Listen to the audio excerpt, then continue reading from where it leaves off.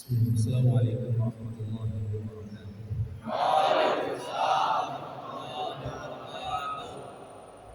Alhamdulillahirabbil alamin wal 'aqibatu lil muttaqin wa la 'udwana illa 'alal zalimin. Asyhadu an la ilaha illallah wahdahu la syarika lah wa asyhadu anna Muhammadan 'abduhu wa rasuluh. Qala Allah ta'ala fi kitabihil karim, ya ayyuhalladzina amanu taqullaha wa qulu qawlan sadida yuslih lakum a'malakum wa yaghfir lakum dhunubakum wa man yuti'illaha wa rasulahu faqad faza fawzan 'azima. Amma ba'd. Teman-teman sekalian, jamaah salat Isya rahimani wa rahimakumullah. Alhamdulillah, kembali kita memuji Allah Subhanahu wa taala yang berkat nikmat serta inayah dari Allah Subhanahu wa taala kita semua bisa berkumpul di masjid ini dalam rangka melaksanakan sholat Isya berjamaah. Kemudian kita sambung dengan kajian rutin kita di setiap malam Sabtu dalam pembahasan sirah nabawiyah. Kita memohon kepada Allah Subhanahu wa taala semoga Allah menjadikan majelis kita ini sebagai majelis yang diberkahi oleh Allah dan dijadikan sebagai sarana untuk kita semua dalam menimba ilmu agama ini. Nabi kita Muhammad sallallahu alaihi wasallam telah memberikan fatwa, telah memberikan arahan, nasihat bahwa setiap muslim itu wajib untuk menuntut ilmu agama. Tujuannya bukan supaya jadi ustaz. Tujuannya bukan semata-mata supaya jadi Pak Yai, bukan. Tapi minimal prinsip-prinsip ibadah yang akan kita laksanakan kita miliki. Karena sebagaimana dalam kehidupan di dunia ada aturan-aturan, demikian juga halnya dengan agama kita. Kalau dalam masalah dunia saja ada aturannya, maka bagaimana dalam urusan ibadah kepada Allah Subhanahu wa taala? Maka dalam hal ini Nabi Shallallahu Alaihi Wasallam mengingatkan bahwa thalabul ilmi fardhatun ala kulli muslim. Menuntut ilmu, belajar agama itu merupakan kewajiban bagi setiap muslim, laki-laki maupun perempuan, supaya ketika kita hendak melaksanakan ibadah kepada Allah Subhanahu Wa Taala kita tahu ilmu. Allah mewajibkan kepada kita ibadah-ibadah dalam hidup ini. Contoh, saat kita melaksanakan sholat apa? Isya berjamaah. Ada ilmunya? Ada ilmunya. Ada aturannya? Ada aturannya. Tidak boleh orang sholat Isya mentang-mentang lagi capek karena siang tadi shiftnya long shift panjang gitu ya. Terus capek kemudian sholatnya dikorting. Yang tadinya 4 rakaat jadi 2 rakaat saja. Tidak boleh. Ya, tidak boleh. Ya, kenapa? Aturannya sudah dari sananya sholat Isya itu berapa rakaat? 4 rakaat. Ya, dan dimulai dengan apa? Takbiratul ihram. Tidak boleh mulai sholat dari sujud duluan. Ya, nggak boleh. Mulai takbiratul ihram dulu. Allahu Akbar. Kenapa harus takbiratul ihram dulu? Dari sananya seperti itu. Maka inilah tujuan daripada nasihat yang disampaikan oleh Nabi kita Muhammad sallallahu alaihi wasallam ketika beliau mengatakan thalabul ilmi fardhatun ala kulli muslim. Menuntut ilmu itu wajib bagi setiap muslim laki-laki dan perempuan. Dan sekali lagi tidak bosan-bosan juga saya mengingatkan, jazakumullah khair. Besar kemungkinan bahwa pekan ini adalah pekan terakhir kita berada di bulan Sya'ban. Dalam artian pekan depan, insya Allah kalau tidak ada halangan dan hilal terlihat, kita sudah memasuki bulan Ramadan. Nah, teman-teman sekalian, kalau dengan Ramadan, sebagaimana dalam 2 pertemuan sudah saya singgung juga, ilmu tentang Ramadan itu, ya, pelajari bagaimana puasa yang sesuai dengan tuntunan yang diajarkan oleh Nabi kita Muhammad SAW. Karena sebetulnya tujuan daripada berpuasa di bulan Ramadan itu bukan hanya sekedar meninggalkan makan dan minum. Tidak cuma sekedar meninggalkan makan dan minum. Tapi tujuannya adalah untuk membentuk manusia-manusia yang bertakwa. Sebagaimana Allah sebutkan, ya ayyuhalladzina amanu kutiba alaikumusiyam kama kutiba 'alal ladzina min qablikum la'allakum tattaqun.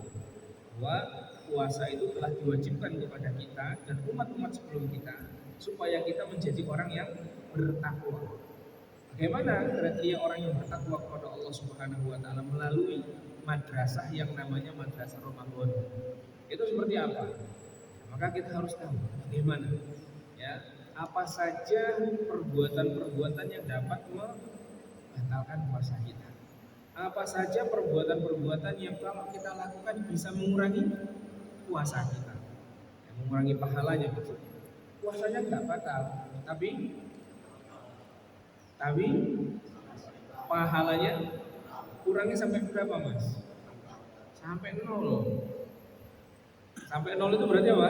Cuma dapat haus sama lapar. Makanya Nabi SAW menyebutkan rubba shaimin laisa lahu min siyamihi ilal ju' wal 'aths. Berapa banyak kata Nabi orang yang berpuasa dia nggak dapat apa-apa kecuali hanya haus dan laparnya tok. Haus dan laparnya saja maksudnya. Nah, itu kan kasihan. Sampean sudah capek-capek bekerja, ternyata begitu mau gajian nggak ada namanya. Gimana rasanya? Diprank ya. Begitu apa? Ya, capek kerja sebulan gitu kan, kemudian minta gaji ternyata apa? Namanya nggak ada. Nggak masuk sampean ke situ, nggak dapat kriteria. Maka kemudian dalam kita berpuasa pun juga seperti itu. Ya, jadikan puasa Ramadan itu ya, kalau mungkin di tahun-tahun sebelumnya kita banyak melalaikan bulan Ramadan, tahun ini buat azam, maksudnya buat tekad dalam hati kita, jadikan Ramadan tahun ini betul-betul bermakna dalam kehidupan kita. Dan itu sekali lagi tidak mungkin bisa dicapai kecuali kalau kita berbekal terlebih dahulu tentang bagaimana memanfaatkan waktu di bulan Ramadan. Baik, teman-teman sekalian rahimani wa rahimakumullah, semoga kasih Allah Subhanahu wa taala selalu menyertai kita semuanya. Kita akan kembali lanjutkan kajian kita dari pembahasan sirah nabawiyah, yang mana kita masih membahas tentang faidah-faidah atau pelajaran-pelajaran yang kita petik dari kisah Isra dan Mi'rajnya Nabi Muhammad SAW. Ya. Beberapa faidah sebetulnya sudah kita ambil ya, beberapa pekan yang lalu, dan yang terakhir kemarin kita sedang membahas tentang apa? Di antara pelajaran yang kita dapatkan dari kisah Isra dan Mi'raj adalah pentingnya sholat di dalam Islam. Salat merupakan salah satu rukun di antara rukun Islam.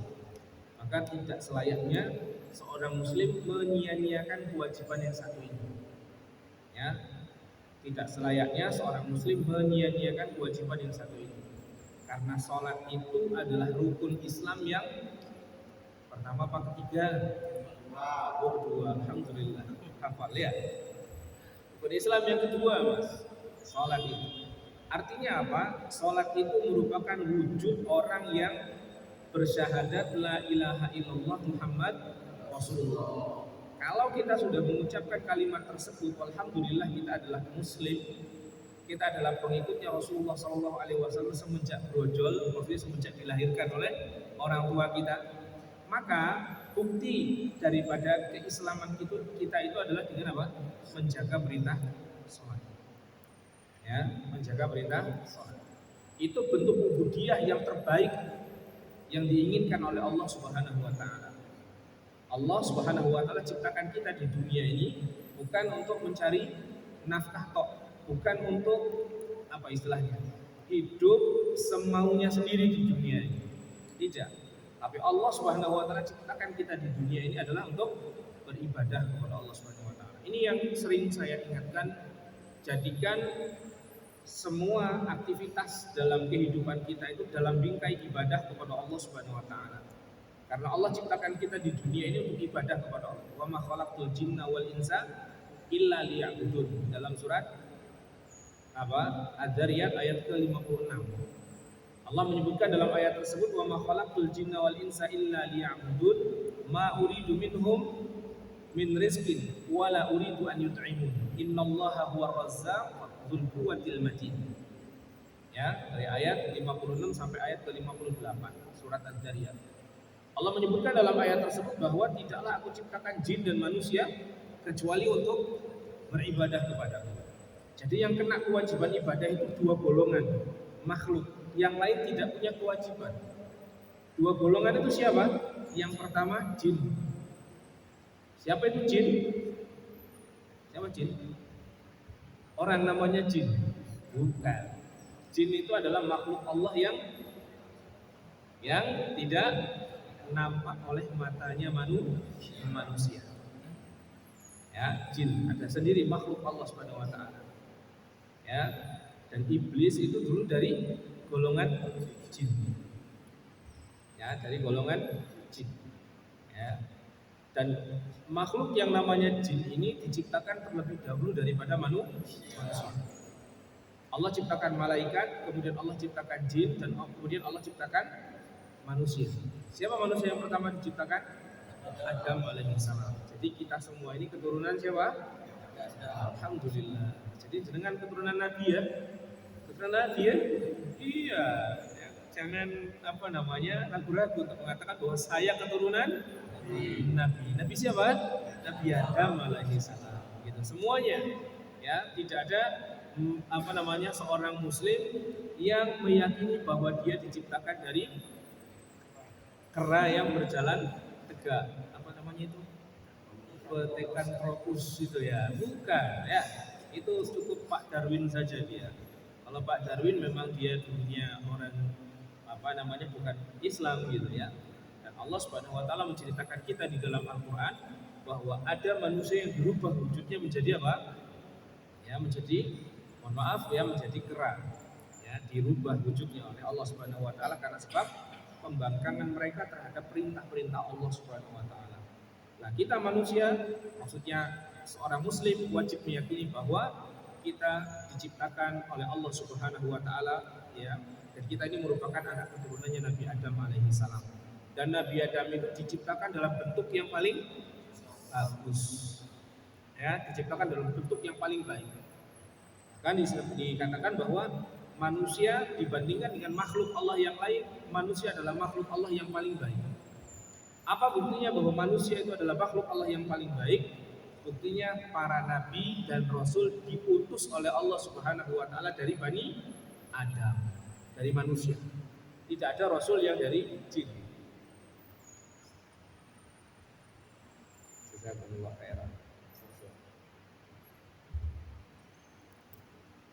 Tidak ada satupun nabi dan rasul yang diutus dari golongan jin atau dari golongan malaikat. Tidak ada. Ya, tapi Allah Subhanahu wa taala mengutus para nabi dan rasulnya semuanya dari golongan manusia. Dan ya, manusia meskipun bentuk fisiknya lebih kecil daripada makhluknya yang lain, makhluk Allah maksudnya, tapi manusia telah diciptakan oleh Allah Subhanahu wa taala untuk memakmurkan bumi ini. Ya, Allah Subhanahu wa taala telah menjadikan kita sebagai makhluk yang memakmurkan dunia ini, bumi, ya. Maka Allah Subhanahu wa taala ingatkan dalam ayat yang tadi kita bacakan, wa ma khalaqtul jinna wal insa illa liya'budun. Tidaklah menciptakan jin dan manusia kecuali untuk beribadah kepada-Mu. Maksudnya adalah untuk mentauhidkan Allah Subhanahu wa taala. Menyerahkan ibadah semuanya hanya kepada Allah saja. Qul inna sholati wa nusuki wa mahyaya wa mamati untuk siapa? Lillahi rabbil alamin. Ini berhubung masih banyak yang baru-baru, saya ingin ulang lagi penjelasan saya beberapa waktu yang lalu tentang apa?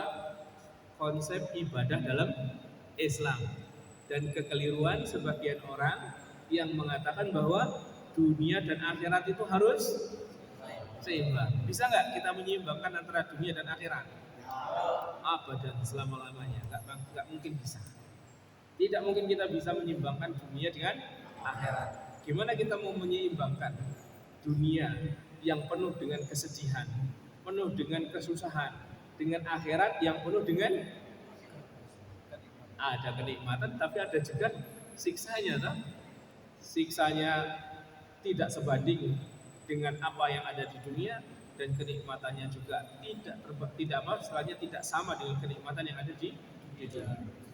Ya, ketika orang mengatakan harus seimbang antara dunia dengan akhirat itu maksudnya gimana? 50%, 50%. 50% buat dunia, 50% buat akhirat. Gimana, Mas? Bisa. Kita kasih waktu oleh Allah 12 jam, 12 jam. Berapa? 24 jam. Maksudnya gimana itu? Harus seimbang. Berarti 12 jam buat agama, buat akhirat, 12 jam buat bisa. Saya nggak percaya itu. Nggak percaya. Kalau ada yang bilang begitu, saya nggak percaya. Mesti dunianya lebih banyak, ya kan? Mesti dunianya lebih banyak. Ya, maka di sini kita harus rubah mindset kita. Ya, bahwa kita ini hidup di dunia itu untuk apa? Ibadah kepada Allah, untuk akhirat kita. Kalau mungkin orientasi sebagian besar manusia ketika berbicara tentang kesuksesan. Sukses itu apa sih? Oh, sukses itu kalau dapat pekerjaan yang mapan. Ya, kalau di perusahaan mungkin sudah dapat jabatan-jabatan tertentu. Ya, pokoknya kalau belanja ke mall itu sudah nggak melihat harga lagi. Ya, masuk. Kenapa? Oh, ya banyak duitnya, gitu kan? Ya, sudah nggak perlu melihat harga lagi, aku masuk semuanya, gitu kan? Mau berapa saja saya bayar, itu. Itu mapan katanya. Itu kalau orang sukses itu begitu. Ya, kalau yang belum punya istri, yang masih jomblo, yang namanya sukses itu gimana?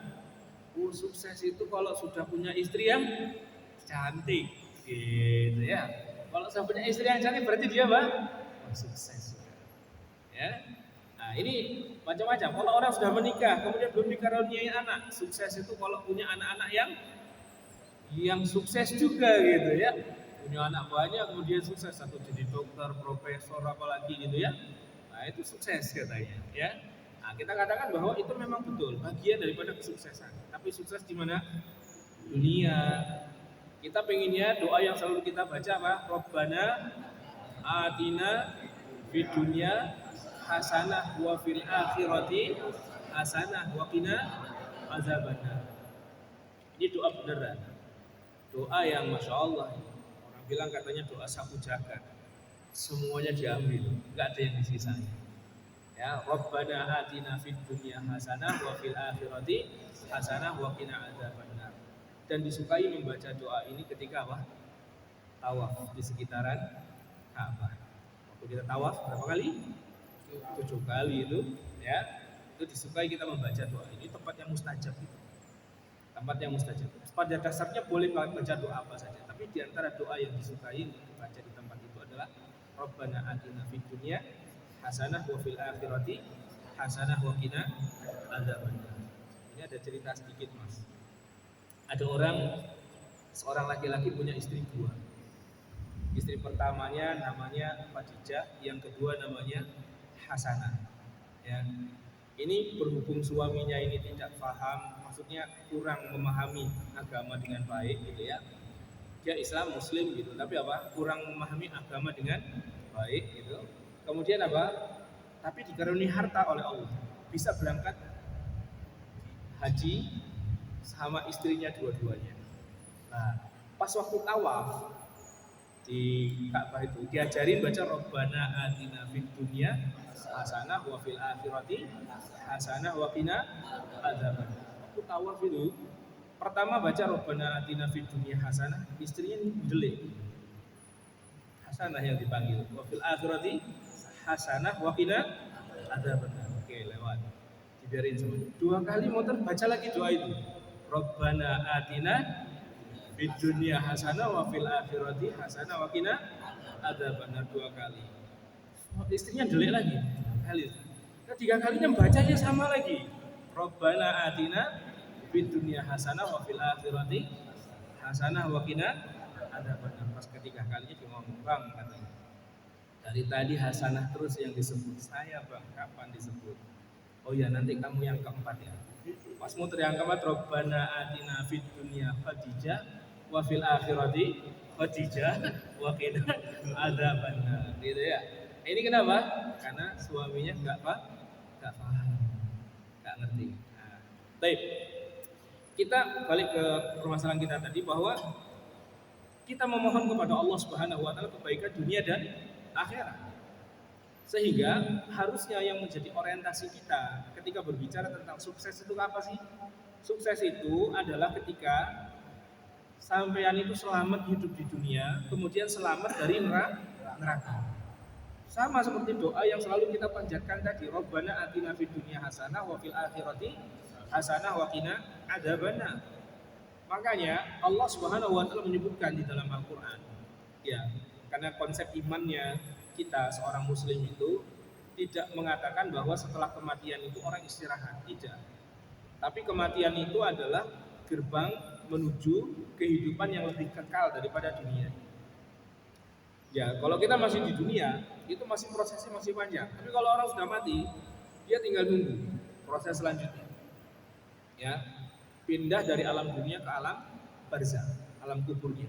Nunggu nanti terjadinya hari kiamat, kemudian dibangkitkan oleh Allah untuk mempertanggungjawabkan amalnya. Kalau sudah seperti itu, tinggal nanti dia mempertanggungjawabkan apa yang sudah dia lakukan. Kalau kebaikan, dia akan berada dalam kebaikan selama-lamanya.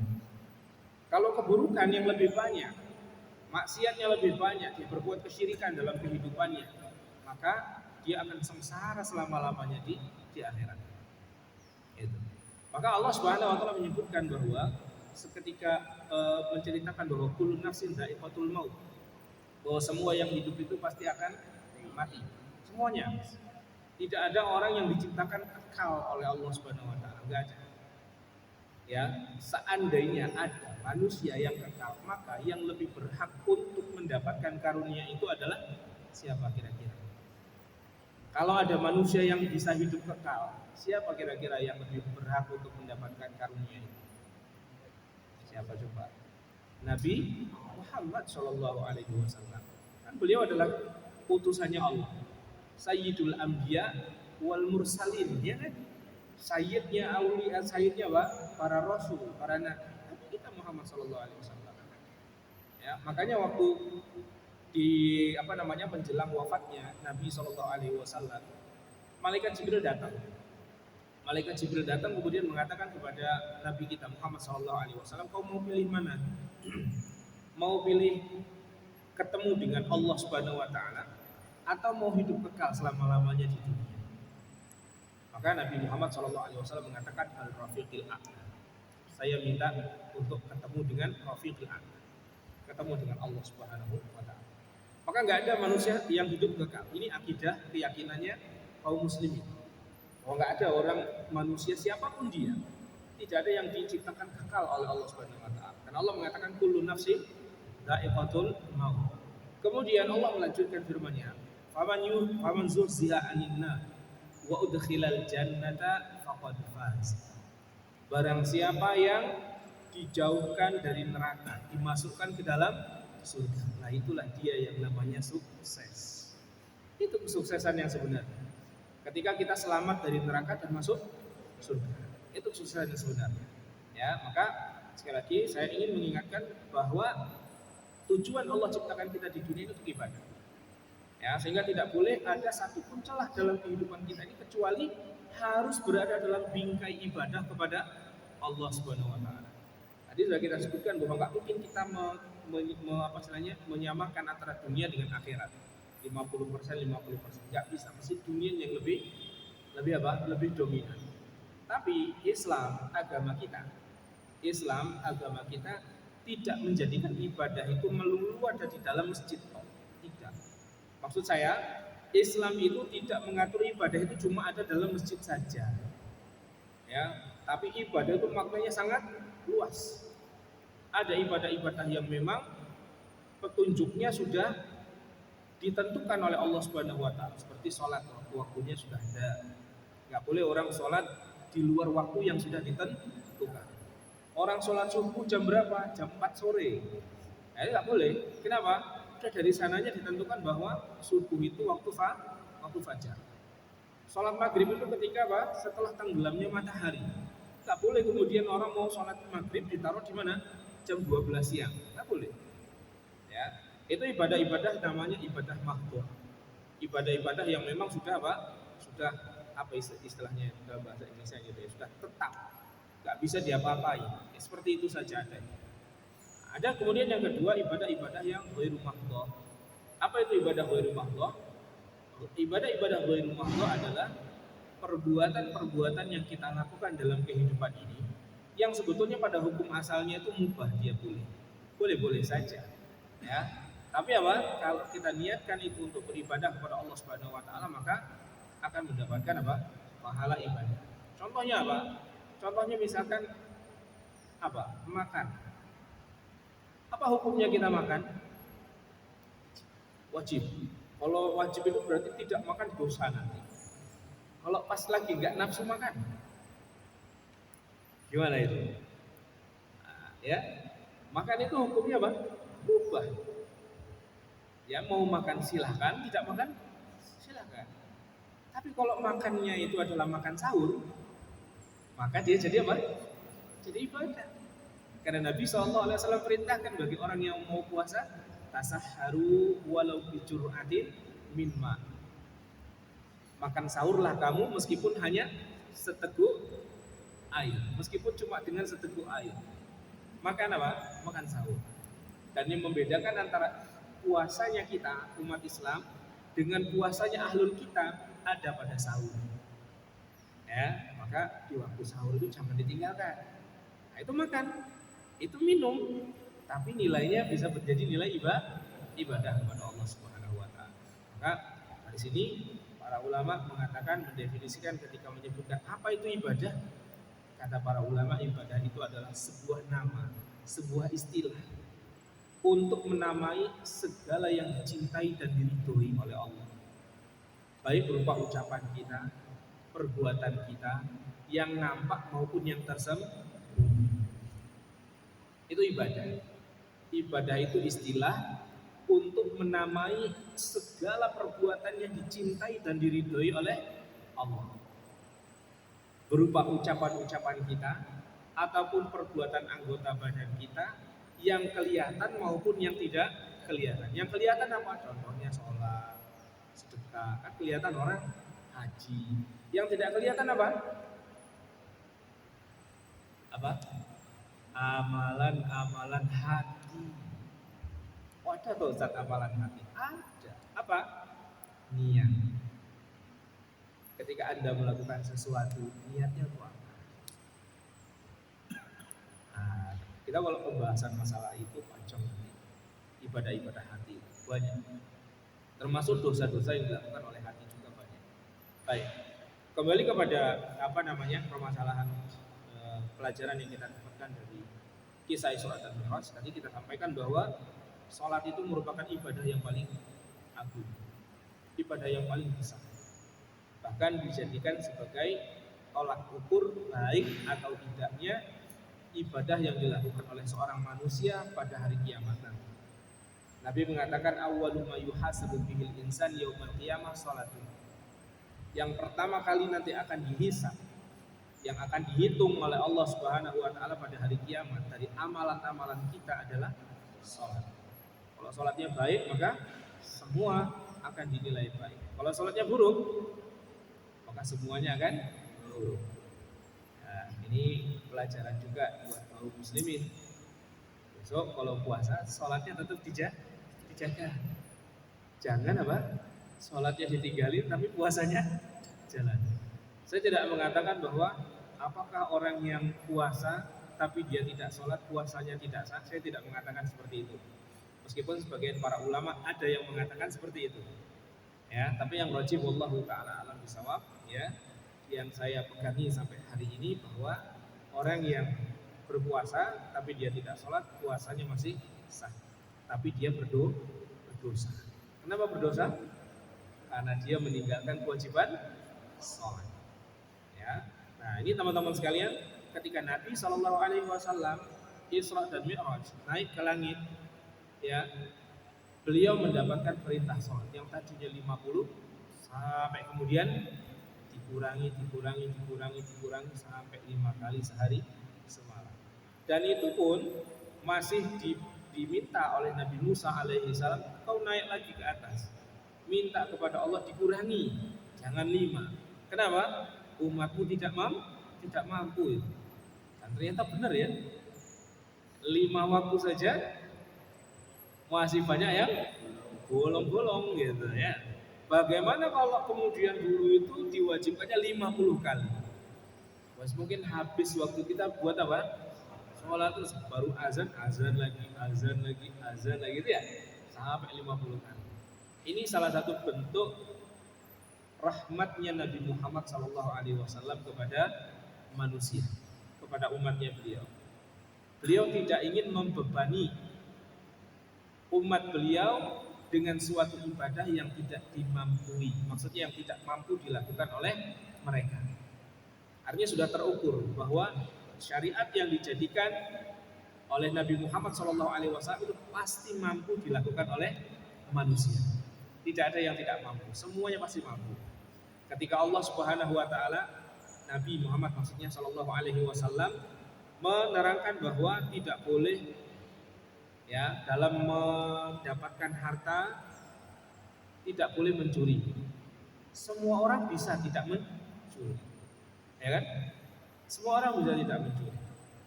Ya. Maka nanti ketika berkaitan dengan perintah dan larangan, kalau untuk melaksanakan perintah diikat dengan kemampuan. Maksudnya gini, kalau kita melaksanakan ibadah kepada Allah Subhanahu Wa Taala, perintah maksudnya, melaksanakan perintah-perintah disesuaikan dengan kemampuan. Tapi kalau meninggalkan larangan itu tidak dikaitkan dengan kemampuan. Contohnya gimana, Ustaz? Contohnya gini, sholat, ibadah sholat. Sholat itu pada asalnya dilakukan dalam keadaan berdiri. Kita sholat berdiri kan? Itu asalnya, sholat dalam keadaan berdiri. Nabi mengatakan, sholli qa'iman. Sholatlah kamu dalam keadaan berdiri. Tapi ada kondisi-kondisi tertentu. Ada orang-orang tertentu yang tidak bisa sholat dalam keadaan berdiri. Maka apa yang dia lakukan? Tidak sholat? Tidak, silakan dia sholat sambil duduk. Kenapa dia sholat sambil duduk? Karena dia tidak mampu. Tak bisa dia sholat berdiri. Maka kata Nabi Sallallahu Alaihi Wasallam, fasalli fa illam tastati' fasalli qa'idan. Kalau kau nggak mampu sholat dalam keadaan berdiri, maka sholatlah dalam keadaan duduk. Kalau nggak mampu juga sholat dalam keadaan duduk, fasalli ala janbin. Maka sholatlah dalam keadaan berbaring. Itu kewajiban. Itu perintah sholat. Dikaitkan dengan apa? Kemampuan. Rukun Islam yang kelima apa? Haji. Perintah untuk berhaji banyak dalam Al-Quran. Ya, dalam hadis Nabi Shallallahu Alaihi Wasallam juga banyak mendorong kaum muslimin untuk berangkat haji. Tapi perintah ini dikaitkan dengan kemampuan. Man istata'a ilaihi sabila. Berhaji ke Baitullah bagi siapa yang memiliki kemampuan. Kalau nggak mampu gimana? Cukup niat dulu. Karena Allah memanggil yang mau, bukan memanggil yang mampu. Ya, baik. Itu perintah. Kemudian kalau larangan tidak boleh dikaitkan dengan apa? Kemampuan. Gak boleh orang mengatakan saya belum mampu meninggalkan larangan. Gak boleh. Jangan dibalik mas ya. Pada asalnya mencuri gak boleh, dilarang mencuri. Gak boleh orang mengatakan saya gak bisa meninggalkan perbuatan mencuri. Gak bisa. Minum khamar dilarang dalam Islam, gak boleh. Gak boleh dia mengatakan saya belum mampu meninggalkan minum khamar. Ya, berzina saya belum mampu meninggalkan perbuatan zina. Bisa. Kenapa? Karena sebetulnya kemaksiatan itu lebih mudah untuk ditinggalkan dibandingkan dengan perintah. Kalau melaksanakan perintah ada masyarakat, ada kesulitan-kesulitan yang mungkin kita dapatkan. Tapi kalau meninggalkan larangan itu mudah. Jelas ya? Baik. Jadi ini faidah Isra dan Mi'rajnya Nabi kita Muhammad Sallallahu Alaihi Wasallam. Dan di sana ada sebetulnya pembahasan di antara para ulama tentang hukum orang yang meninggalkan sholat. Ini bukan perkara yang ringan, bukan perkara yang remeh ketika Anda meninggalkan sholat, ya, tanpa adanya uzur, ya, tanpa adanya uzur. Itu ada perbincangan di antara para ulama dalam kitab-kitab fikih mereka tentang hukum orang yang meninggalkan sholat.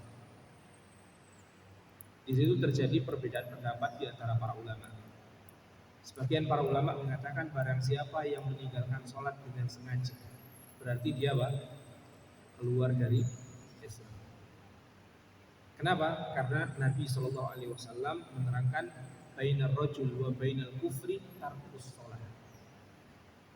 Ya, pembeda antara orang Muslim dengan yang tidak Muslim ada pada sholat. Nah ini berat. Kemudian sebagian para ulama yang lain mengatakan tidak keluar dari Islam selama dia meyakini bahwa sholat itu masih wajib. Artinya apa? Kalau ada seorang muslim meyakini bahwa sholat sudah tidak wajib, ini sepakat semua para ulama mazhab mengatakan apa? Orangnya keluar dari Islam. Kalau dia bilang sholat sudah gak wajib lagi buat saya, ini sepakat semua para ulama mengatakan bahwa hukumnya bisa keluar dari Islam.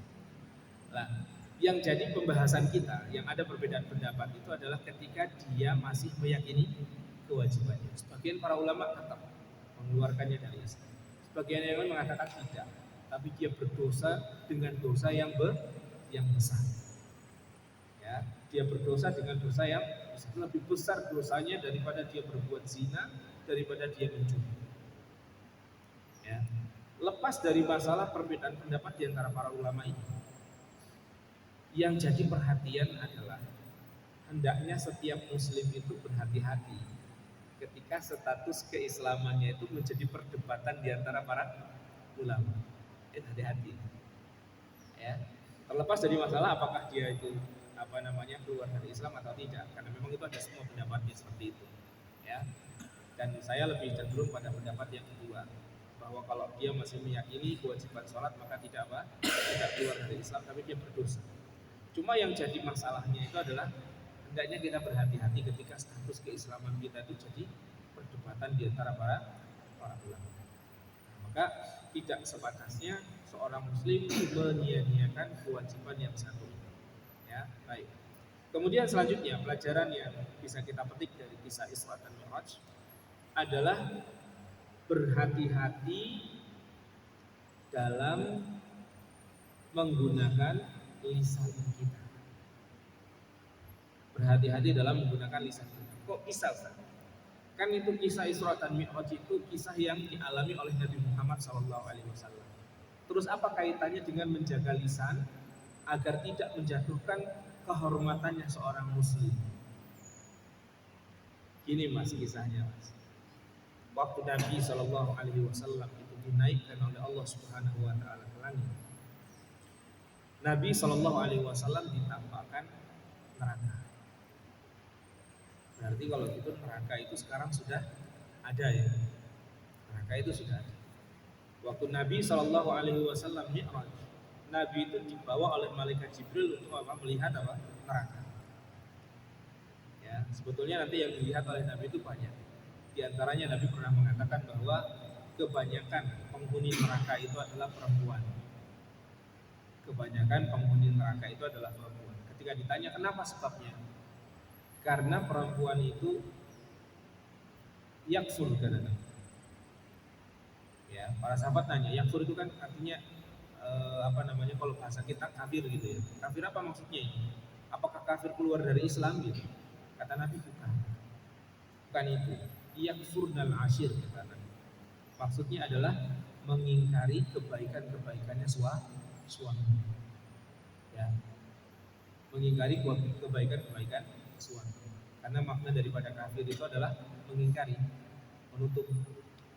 Ya, menutup kafir, ya, menutup. Menutup apa? Menutup dari iman. Ini kalau lawan kata dari muslim. Tapi kalimat tersebut juga bisa bermakna apa? Bermakna yang lain. Apa itu? Mengingkari mengingkari tapi maknanya bukan mengingkari keimanan, tapi mengingkari apa?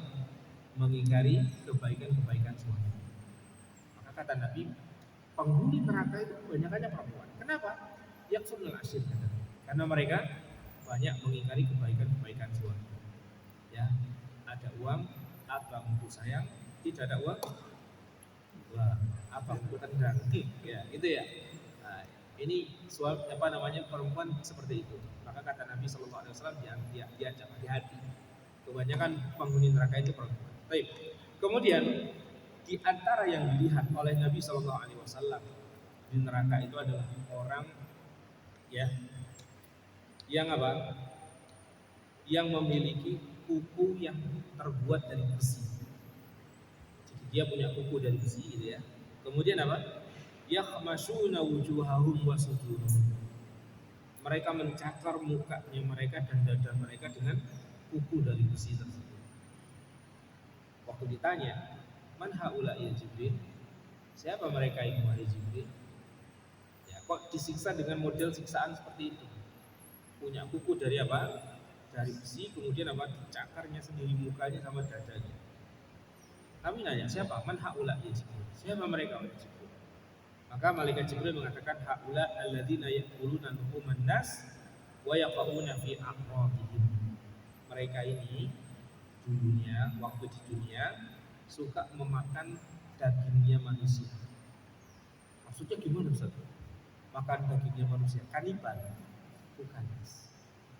Maksudnya suka membicarakan orang lain, suka menggibahi orang lain, ngomongi orang lain, dan menjatuhkan harga diri mereka, dijelek-jelekkan. Si fulan begini. Hukumannya seperti ini. Itu ditampakkan oleh Allah Subhanahu wa taala kepada Nabi Muhammad SAW. Ya, maka dosanya gibah itu, membicarakan keburukan orang itu. Ya, ini pesan. Kaum muslimin itu sudah dimuliakan oleh Allah Subhanahu wa taala harga dirinya mereka. Maka tidak boleh direndahkan. Tidak boleh dihinakan, tidak boleh. Ya.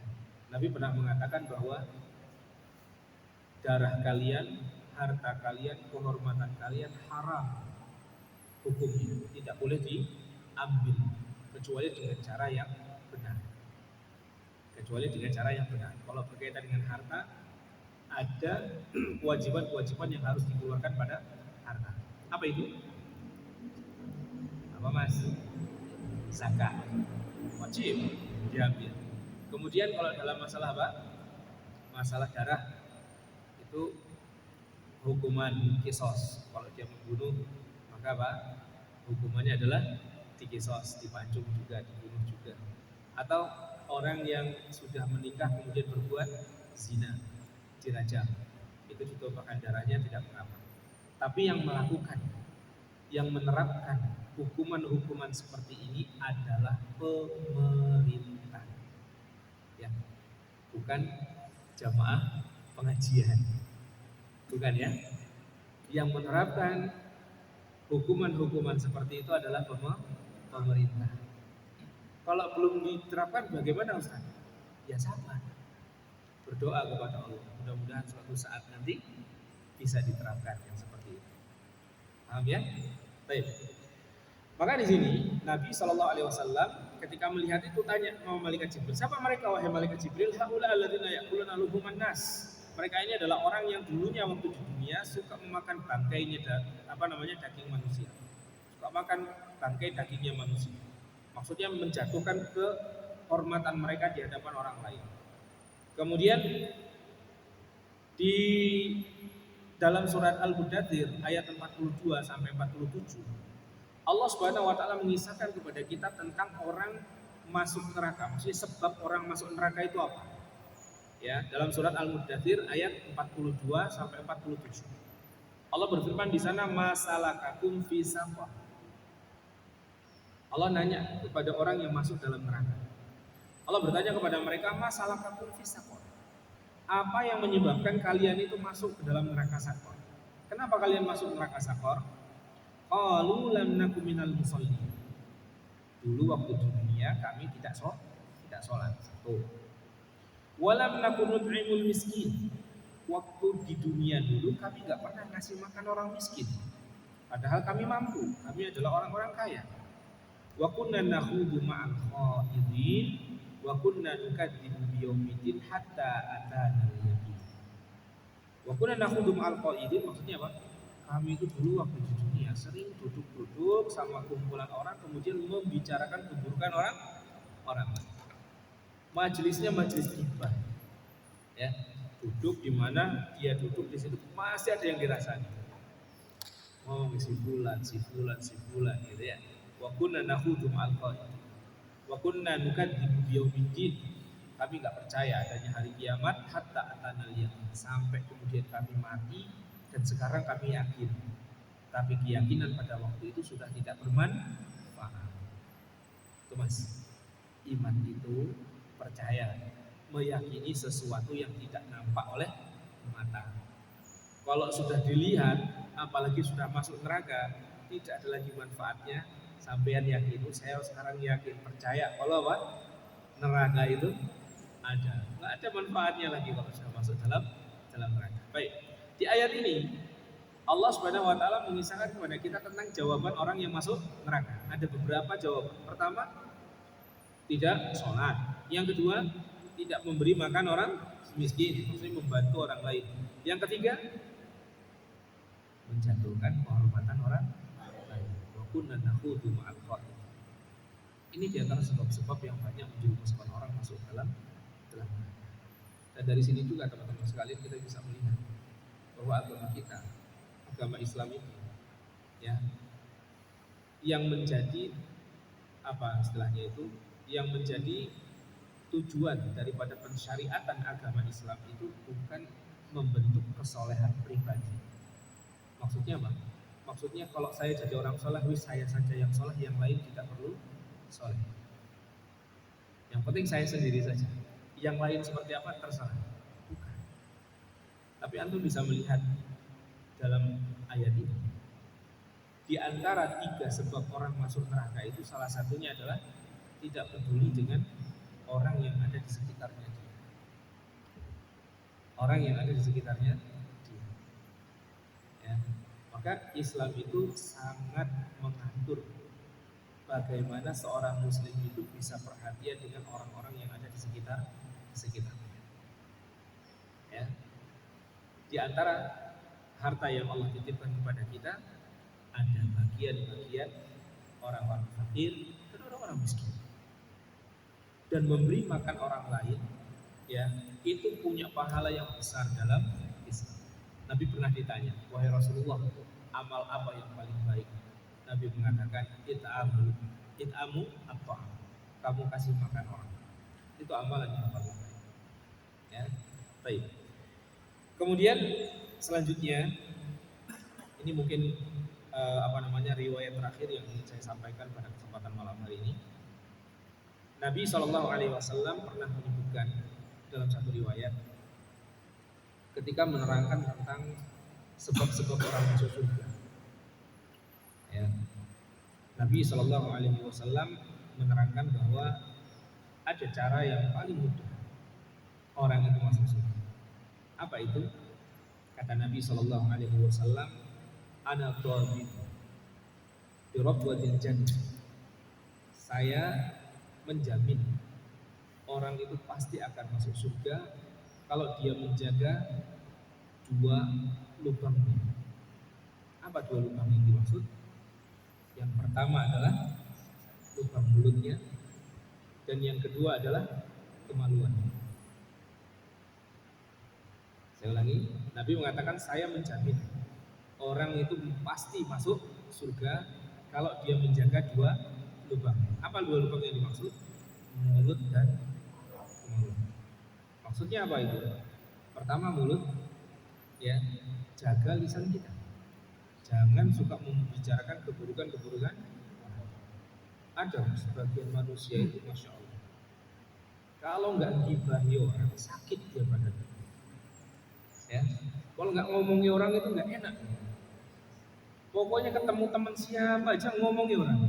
Si fulan itu ya gini, nggak boleh. Jangan. Allah Subhanahu wa taala sudah memuliakan dia sebagai seorang muslim. Maka jangan jatuhkan harga diri kamu. Jelek-jelek kamu. Itu saya bisa. Ya, ini riwayat terakhir yang saya sampaikan. Yang kedua adalah kemaluan. Maka Nabi Shallallahu Alaihi Wasallam mengatakan bahwa kalau kamu bisa menjaga dua itu, maka Allah Subhanahu Wa Taala akan menjamin surga untuk jamin. Baik, sudah jam 9:05, mungkin kita buka sesi tanya jawab saja. Mungkin ada hal-hal yang ingin ditanyakan, mohon dipersilakan. Ya.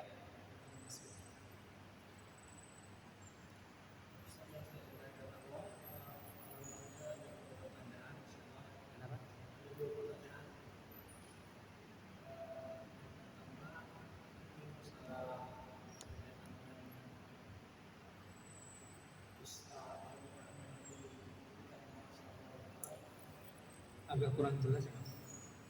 Yang pertama mungkin berkaitan dengan Isra dan Mi'raj Muhammad SAW ke Sidratul Muntaha Ya.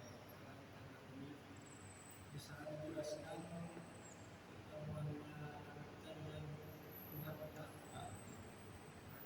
Juga misalnya saya pernah membaca Nabi Musa pernah meninggalkan kaumnya di Munajat, yang mana di sana juga dijelaskan ini melihat Tuhan itu di Bukit Sinai. Berkaitan dengan hal tersebut juga ada orang menjelaskan bahwa Allah itu bersemayam di arsy. Jadi kita sebagai orang Muslim bagaimana memahami proyek tersebut berkaitan dengan tempat. Di manakah sebenarnya Allah itu?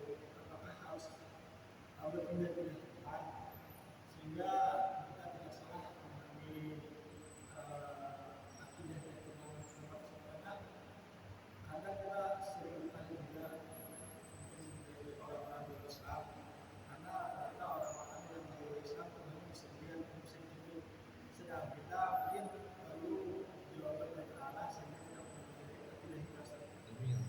Kemudian yang kedua, bagaimana kaidah kita menghukumi sesuatu itu dilarang dalam artinya sesuatu yang haram, baik itu dalam taat ibadah, muamalah, mungkin apa yang kita amalkan, yang mana di dalam Al-Quran tidak menjelaskan hal tersebut.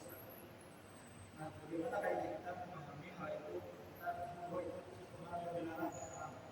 Contoh misalkan di dalam Al-Quran yang menjelaskan sebagian para ulama mengatakan sebagai kita sebenarnya rokok kan bagian dunia itu bagaimana kaidah tersebut sehingga hal tersebut keluar itu haram. Kemudian dalam ibadah sehingga kita tidak terjatuh pada hal yang dibid'ahkan dalam ibadah. Baik. Bismillah, alhamdulillah, wassalatu wassalamu ala rasulillah wa ala alihi wa sahbihi wa ala ba'd. Pertanyaan pertama tentang masalah ketika Nabi Muhammad SAW Mi'raj. Mi'raj itu apa? Dinaikkan oleh Allah Subhanahu wa taala kemana? Ke langit. Terus dinaikkan sampai ke Sidratul Muntaha. Dikatakan Sidratul Muntaha karena sudah tidak ada lagi atasnya. Yang di atasnya lagi sudah tidak ada lagi. Ya, tempat yang paling tinggi itu namanya Sidratul Muntaha. Tidak ada lagi. Kemudian pada saat itu Nabi kita Muhammad SAW bertemu dengan siapa? Allah Azza wa Jalla. Tapi apakah Nabi Muhammad melihat Allah dengan mata kepalanya? Itu terjadi perbedaan pendapat di antara para ulama. Yang rajih Allah al-sawab, saya lebih cenderung pada pendapat yang mengatakan bahwa Nabi tidak melihat dengan mata kepalanya beliau. Karena ada riwayat dari Aisyah radhiyallahu anha bahwa man qala anna Muhammadan sallallahu alaihi wasallam ra'a rabbahu faqad kadzdzaba. Barang siapa yang mengatakan bahwa Nabi Muhammad melihat Tuhannya, berarti dia telah berdusta. Ya, berarti dia telah berdusta. Sehingga apa? Tidak, Nabi Muhammad SAW ketika Mi'raj tidak melihat Allah Azza wa Jalla, tapi melihat dengan hati. Kemudian tadi disebutkan juga kisah Nabi Musa alaihi salam minta untuk melihat wujudnya Allah di Bukit Tursina. Kemudian Allah menampakkan apa? Cahayanya, tirainya berupa cahaya, hancur Bukit Tursina dan Nabi Musa pingsan. Nabi Musa pingsan sehingga tidak bisa dilihat di dunia.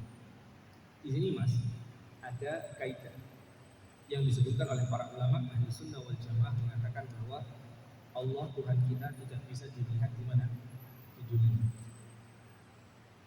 Nggak mungkin bisa dilihat di dunia. Ya. Tapi Allah Subhanahu wa taala akan bisa dilihat oleh manusia di mana? Di surga. Kalau nanti kita masuk surga, kita bisa melihat bagaimana wujudnya Allah Azza wa Jalla. Nabi SAW menerangkan dalam banyak riwayat bahwa nanti kita akan melihat Allah Azza wa Jalla dan diajak bicara tanpa adanya seorang terjemah. Enggak ada pakai terjemah. Kita langsung diajak bicara oleh Allah Azza wa Jalla dan kita akan melihat Allah Azza wa Jalla seperti melihat bulan purnama. Baik. Yang ditanyakan tadi dari beberapa kisah tersebut, apakah Allah Subhanahu wa taala membutuhkan teman? Di manakah Allah Azza wa Jalla? Di manakah Allah Azza wa Jalla? Ini sebenarnya pembahasannya agak sedikit berat. Kaidah pertama yang harus kita masukkan di dalam akal kita bahwa Allah Subhanahu wa taala itu tidak serupa dengan makhluk. Allah itu enggak sama dengan makhluknya. Enggak sama dengan manusia. Ambil ayat Al-Qur'an misalkan walam yakul lahu kufuwan ahad. Tidak ada satupun yang serupa dengan Allah Subhanahu wa taala. Dalam surat Asy-Syura Allah mengatakan laisa kamitslihi syai'un wa huwas samiul basir. Tidak ada yang serupa dengan Allah, tapi Allah Maha mendengar lagi Maha melihat. Baik. Ini pertama yang harus kita masukkan ke dalam akal kita, bahwa Allah tidak mungkin bisa dijangkau oleh akalnya manusia. Sehingga kalau kita ingin mengetahui bagaimana tentang Allah Subhanahu wa taala, maka jalannya hanya dua. Pertama, mendengar langsung dari Allah yang menceritakan dirinya kepada kita, atau yang kedua, mendengarkan penjelasan dari orang yang dipercaya oleh Allah untuk menyampaikan kepada manusia tentang Allah. Saya ingin kasih permisalan begini Mas, ini karena pertanyaan memang agak berat. Saya ingin kasih permisalan. Pernah lihat gajah? Pernah lihat gajah?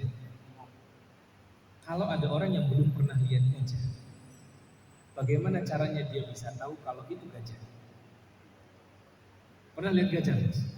Pernah megang gajah? Pernah? Belum pernah. Baik, sampean sekarang kalau mau tahu tekstur kulit gajah gimana caranya? Pegang. Sekarang masalahnya nggak ada di sini gajah. Ada di sini bisa? Ada? Nggak ada. Gimana caranya? Pertama, cari yang semisal, mirip. Cari yang mirip dengan gajah. Iya kan? Cari yang mirip dengan gajah itu miripnya dengan apa sih? Sapi. Oh, mungkin mirip ya, gede kan? Meskipun beda juga sebetulnya. Tapi minimal kayak sapi. Cari yang sama dengan gajah. Atau yang kedua, lihat langsung. Lihat langsung. Gajah ini loh, gajah. Lihat langsung. Ya. Atau yang ketiga, kita mendapatkan berita dari orang yang pernah lihat gajah. Ada orang pernah lihat gajah, kasih tahu ini loh Mas, gajah itu gini.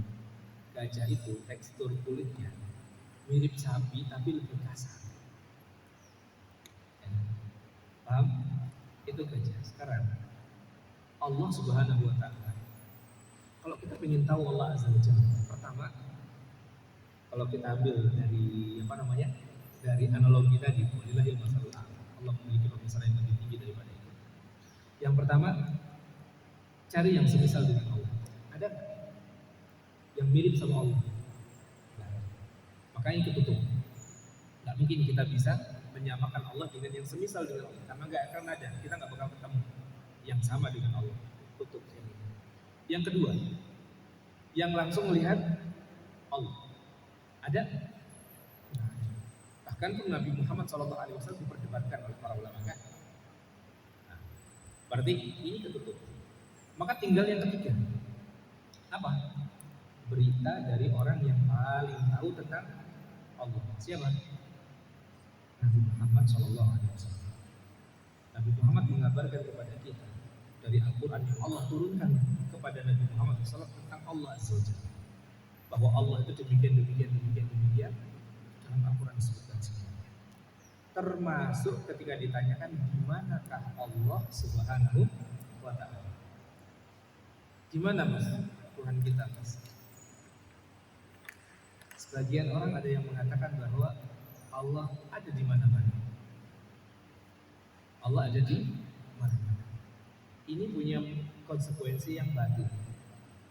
Kalau Allah ada di mana-mana, berarti Allah ada di tempat-tempat yang kotor.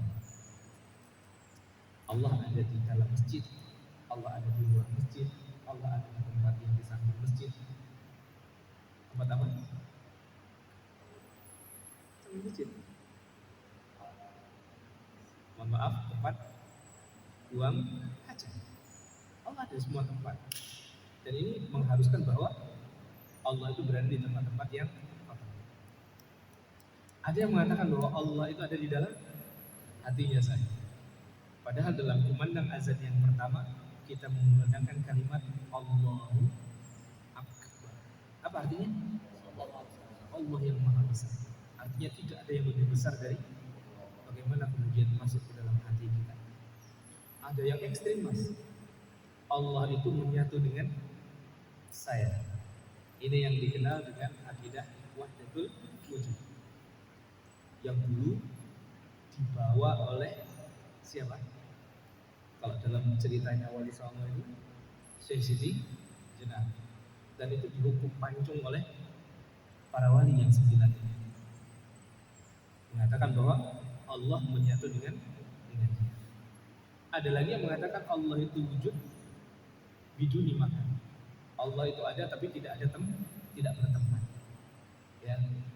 Dan sekian banyak pendapat di mana Allah Azza wa Jalla. Kalau kita kembalikan kepada analogi yang pertama tadi, Allah Subhanahu wa Ta'ala menceritakan kepada kita tentang dirinya di dalam Al-Quran. Dan Nabi Muhammad SAW memberitakan kepada kita tentang di manakah Allah Subhanahu wa Ta'ala. Di mana Allah Subhanahu wa Ta'ala bersemayam di atas arsy. Bersemayam itu bukan duduk gini, Mas. Allah mengatakan Ar-Rahmanu 'alal 'arsy istawa. Ar-Rahman, Allah Subhanahu wa Ta'ala yang Maha Pengasih, beristiwa di atas arsy. Apa makna istiwa? Istiwa itu maknanya adalah ala wartafa'an. Allah itu berada di atas, tinggi di atas makhluk. Makanya ketika Isra dan Mi'raj tadi, Nabi SAW dibawa kemana? Ke tempat yang paling tinggi, di atas arsy. Dan itu tidak bertentangan dengan hati nurani kita. Coba ya, kalau sampean lagi banyak masalah, usaha yang dilakukan sudah maksimal, apa kita bilang? Maksud saya enggak? Kalau kita ditimpa suatu masalah yang kita udah nggak bisa, mau ngapa-ngapain sudah nggak bisa lagi, pasrah. Apa yang kita ucapkan? Saya serahkan semuanya kepada yang di mana? Saya serahkan semuanya kepada yang di atas. Siapa yang di atas? Waktu sampean berdoa, kemana sampean angkat tangan? Kemana sampean bawa hati? Hatinya kemana hari ini? Atas. Dan kemuliaan itu tepatnya di mana? Di atas. Baik, Ustaz, bagaimana halnya dengan cerita Nabi Musa tadi di Bukit Tursina? Apakah kemudian Allah Subhanahu wa Ta'ala ke Bukit Tursina, kemudian yang di atas arusnya kosong? Kita katakan tidak. Kenapa? Karena Allah Subhanahu wa Ta'ala laisa kamitslihi syai'un. Tidak ada yang serupa dengan Allah Azza wa Jalla. Maka tadi saya katakan di awal, ketika kita membahas tentang zatnya Allah Subhanahu wa Ta'ala dan kita berbicara tentang di mana Allah, harus kita masukkan ke dalam akal kita bahwa Allah itu tidak serupa dengan makhluknya. Terkadang ada kesamaan-kesamaan nama, tapi tidak mengharuskan kesamaan hakikat. Sebagai satu contoh, ya, ketika Allah Subhanahu wa taala menyebutkan bahwa innahu sami'un basir. Allah itu Maha mendengar lagi Maha melihat. Tidak bisa kita mengatakan tuh kalau itu Allah punya mata, punya telinga sama kayak kita. Melihat dan mendengar seperti mendengarnya kita. Tidak bisa. Kenapa? Karena tidak ada yang serupa dengan Allah Subhanahu wa taala. Tapi kita tetapkan bahwa Allah Maha mendengar, Allah Maha melihat. Mendengar dan melihat sudah dimaklumi maknanya, bahwa namanya mendengar dan melihat ya mendengar dan melihat. Adapun hakikatnya tidak sama dengan makhluknya. Tidak sama dengan makhluk. Kenapa? Kesamaan nama tidak mengharuskan kesamaan bentuk. Manusia punya kaki, meja punya kaki, ayam punya kaki. Namanya sama-sama kaki. Tapi apakah kaki meja sama dengan kaki ayam? Apakah kaki manusia sama dengan kaki ayam? Namanya sama-sama kaki. Tapi hakikatnya berbeda antara yang ini dengan yang itu. Maka kalau kita ingin memvisualkan sesuatu sifat, maka kita harus melihat dulu zat yang sifat tersebut melekat padanya. Kalau manusia, kakinya manusia berarti apa? Ya seperti kakinya manusia. Kalau kita ingin tahu bagaimana hakikat kakinya ayam, ya kita harus lihat dulu wujudnya ayam. Kalau kita ingin melihat kakinya meja, berarti harus lihat bagaimana bentuknya meja. Saja. Maka ketika kita berbicara tentang gimana Pak Allah Azza wa Jalla, Allah sudah mengabarkan pada kepada kita semuanya bahwa Allah beristiwa di atas arsy. Banyak sekali ayat-ayat dalam Al-Quran yang menyebutkan tentang Allah itu beristiwa di atas arsy. Terus bagaimana halnya dengan di Bukit Tursina itu? Apakah kemudian Allah datang ke situ kemudian arsy kosong? Kita katakan tidak. Mungkin nggak Allah datang ke Bukit Tursina tanpa meninggalkan arsy? Sangat mungkin. Karena Allah Maha mampu melakukan segala sesuatu. Karena Allah, ketika orang mengatakan kalau kemudian Allah itu pergi ke Bukit Tursina berarti arsy-nya kosong. Ini kan karena dia sudah menyerupakan Allah dengan makhluk. Saya sekarang ada duduk di atas kursi. Kalau saya bangun berdiri berarti kursinya kosong. Nah, kita ingin menyamakan Allah dengan seperti itu, ya nggak bisa. Karena apa? Tidak ada yang serupa dengan Allah Azza wa Jalla. Ya, walhasil gitu. Yang paling mudahnya, ya, ketika misalkan kita ingin membahas tentang gimana Allah Tuhan kita, lihat dalam Al-Quran, lihat dalam penjelasan Rasulullah SAW dan kesepakatan seluruh para ulama ahli sunnah mengatakan bahwa Allah itu berada tinggi di atas seluruh makhluk. Kita ambil yang paling ringan. Kalau kita nggak hafal ayat-ayat yang lain, kita sering membaca dan mendengar dalam sholat Jumat, Sabbihisma rabbikal a'la. Maha suci Tuhanmu yang maha tinggi. Di mana tinggi? Di mana tinggi? Di atas, namanya tinggi. Ustaz, bumi itu kan bulat, Ustaz. Bahasanya panjang. Nanti atasnya mana, Ustaz? Di sini, sama yang satu di sini. Atasnya di mana? Ya, itu sekali lagi, jangan memvisualkan Allah Subhanahu wa taala dengan logikanya kita. Enggak boleh. Ya. Nah, kalau misalkan dikatakan bumi itu bentuknya seperti ini, ya, katakanlah kayak ini bumi bulat ya. Bulat atau datar bumi itu? Begini ya, kalau saya genggam, saya taruh sini, gimana saya? Tahu nggak maksud saya? Kan orang mempermasalahkan kalau Allah itu di atas, ini bumi. Kalau ini berarti atasnya sini. Kalau ini berarti atasnya mana? Kalau yang di bawah kan bumi bulat toh? Anggaplah ini bulat. Berarti di sini sama di sini kan ada manusianya ya. Atasnya gimana itu? Bingung sih itu. Mumet pas kasihan. Tapi itu karena apa? Kita memvisualkan Allah Subhanahu wa taala, kita masukkan ke logikanya kita. Coba kita luaskan logikanya kita. Saya pegang ini terus saya kantongnya. Di mana buminya? Saya di mana? Di atas atau di bawah? Atau di dalamnya? Paham? Jelas? Inilah Allahu Akbar. Allah Maha besar. Allah menjelaskan dalam Al-Quran, Rahmanu 'alal 'arsy istawa. Allah itu beristiwa di atas arsy. Nabi mengatakan kepada budak perempuan ya ketika ingin dimerdekakan ditanya, "Man?" Kata budak perempuan itu, "Anta Rasulullah." Engkau adalah Rasulullah. Aina Allah? Allah di mana? Allahu fis sama. Allah berada di atas arsy. Ya, maka itu teman-teman sekalian, kaidah kita dalam memahami asma wa sifat tentang keberadaan Tuhan kita itu tidak bisa dimasukkan ke dalam logika akal manusia. Makanya ketika pembahasan tentang masalah asma wa sifat itu, para ulama mengatakan amiluha kama ja'at. Ya, perlakukanlah ayat-ayat sifat itu sebagaimana ada datang dalam Al-Qur'an, tidak perlu untuk ditakwil, tidak perlu untuk diserupakan dengan akal kita. Dulu Imam Malik bin Anas pernah ditanya tentang istiwa. Apa itu istiwa? Kata Imam Malik, istiwa itu maklum. Namanya istiwa itu dalam bahasa Arab artinya tinggi, meninggi. Udah paham bahwa makna istiwa itu. Wal kaif majhul. Bagaimana hakikat Allah beristiwa? Tidak tahu kita. Karena kita belum pernah melihat Allah. Wal imanu bihi wajib. Mengimaninya wajib. Kenapa? Karena ada dalam Quran, ada dalam hadis Nabi Sallallahu Alaihi Wasallam. Kemudian wasu'alu anha bid'atun. Adapun bertanya tentang bagaimana istiwanya Allah adalah perkara yang baru dalam agama. Tak pernah para sahabat dulu nanya waktu mendapatkan ayat Ar-Rahmanu 'alal 'arsy istawa, bagaimana istawanya Allah. Tak pernah ditanyakan oleh para sahabat.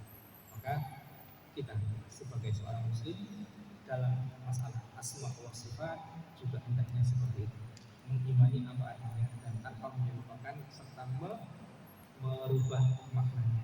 Wallahu a'lam bishawab. Kemudian yang kedua, bagaimana kaidah yang bisa kita jadikan sebagai patokan bahwa suatu amalan itu dilarang atau tidak dilarang dalam agama kita. Ya. Karena Al-Quran itu bentuknya umum. Al-Quran itu bentuknya umum.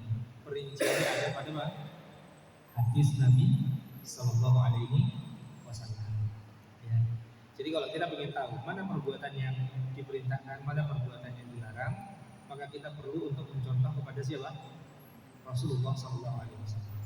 Ketika kita mendapatkan perintah-perintah yang sifatnya global dalam Al-Quran, maka itu diperinci di dalam apa? Hadis Nabi Sallallahu Alaihi Wasallam. Contoh misalkan, sampai ada nggak dapati di dalam Al-Quran perincian sholat maghrib itu 3 rakaat? Ada. Sholat isya 4 rakaat, sholat subuh 2 rakaat, ada dalam Al-Quran. Atau sholat itu dimulai dengan takbiratul ihram. Ada sujud, ada ruku, ada tahiyat, ada disebutkan dalam Quran. Yang ada disebutkan dalam Quran apa? Aqimus sholat, tegakkanlah sholat. Wa atuz zakat, dan bayarlah zakat. Perinciannya gimana? Di mana perinciannya? Dari mana kita tahu kalau sholat subuh 2 rakaat? Dalam hadis Nabi Sallallahu Alaihi Wasallam. Ya, maka kalau kita ingin mengetahui, ya, mana perbuatan-perbuatan yang dilarang oleh Nabi Sallallahu Alaihi Wasallam, mana perbuatan-perbuatan yang tidak dilarang, mana yang diperintahkan, maka hendaknya kita melihat perincian-perincian dari ibadah-ibadah yang sifatnya global itu dirujuk kemana? Ke hadis-hadis Nabi Sallallahu Alaihi Wasallam. Tentunya pembahasan tentang ini panjang nanti. Kalau ditanyakan nanti kaidah-kaidah apa saja yang bisa kita pakai ya untuk menghukumi suatu perbuatan itu dilarang atau tidak dilarang. Pada intinya Allah Subhanahu Wa Taala mengutus Nabi kita Muhammad Sallallahu Alaihi Wasallam untuk mengajarkan kepada manusia tentang bagaimana caranya beribadah. Nabi kita Muhammad Sallallahu Alaihi Wasallam telah mengajarkan kepada kita mana ibadah yang diperintahkan dan mana perkara-perkara yang dilarang. Dulu para ulama, para sahabat mengatakan ittabi'u, ya, ikuti saja apa yang telah diperintahkan oleh Nabi, jangan buat-buat sendiri. Kenapa? Karena kita mengikuti jalan yang sudah ada itu lebih baik daripada kita merintis jalan sendiri. Maksudnya, kalau sampai pergi ke hutan, ya, mana yang lebih mudah? Kita mengikuti jalan yang sudah ada dengan kita bikin sendiri. Mana yang lebih mudah kira-kira? Bikin jalan sendiri, gitu ya, lepas sendiri gitu. Kita nggak tahu kemana ini arah. Ya. Mending kita ikuti jalan yang sudah ada. agama kita sudah sempurna. Semuanya sudah diterangkan oleh Nabi SAW. Sampai dulu Abdullah bin Mas'ud mengatakan Allah itu tidak mewafatkan Nabi Muhammad SAW kecuali sudah menjelaskan semua perkara agama. Semuanya sudah dijelaskan. Ya, lailuha kanahari, malamnya kayak siangnya, saking terangnya. Saya ingin ambil satu permasalahan yang menunjukkan kepada kita tentang sempurnanya agama kita ini. Ya. Untuk urusan qada'ul hajat, buang hajat, ada nggak ajarannya dalam Islam? Nggak ada. Kalau kita datang WC itu, kan ada adab-adabnya kan? Ada doa yang kita baca kan? Apa doanya? Ini saya paling sering senang. Apa baca doanya waktu masuk WC itu? Allahumma barik lana fima razaqtana wa qina azabannar. Itu ya? Saya senang sekali. Ya. Allahumma inni a'udzubika minal khubuthi. Terus waktu melangkahkan kakinya, kaki kanan kiri, kaki kanan dulu atau kiri dulu? Atau dua-duanya lompat langsung? Terus ketika di dalam WC apa yang harus dikerjakan? Itu mas, semuanya diajarkan dalam Islam. Untuk masalah qada'ul hajat, buang hajat saja diajari dalam Islam. Apalagi untuk masalah-masalah ibadah. Maka dalam permasalahan ibadah tadi kuncinya satu aja, ikuti apa yang sudah diajarkan oleh Nabi, ya, insya Allah akan selamat. Ya, kata Nabi SAW, kata para sahabat dulu, ittabi'u wa la tabtadi'u laqad kufitum. Ikuti saja apa yang datang dari Nabi dan jangan bikin yang baru, karena agama kita sudah disempurnakan oleh Allah Subhanahu wa Ta'ala.